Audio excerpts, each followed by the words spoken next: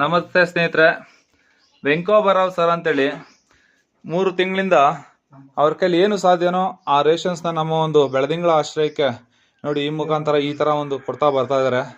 Venkobarao sir ನಿಜವಲ್ಲೂ ತುಂಬ ಸಂತೋಷ ಆಗುತ್ತೆ.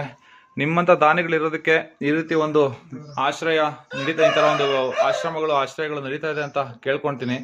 ಈ ದೇವರ ಮಕ್ಕಳ ಪ್ರಸಾದಕ್ಕೋಸ್ಕರವಾಗಿ ನೀವು ಕೊಟ್ಟಿರುವಂಥ ಈ ರೇಷನ್ನು ನೋಡಿ ಈ ರೀತಿ ದೇವರ ಮಕ್ಕಳ ಒಂದು ಸಾನ್ನಿಧ್ಯಕ್ಕೆ ತಲುಪಿದೆ.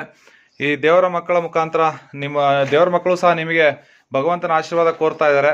ಎಲ್ಲರೂ ಸಹ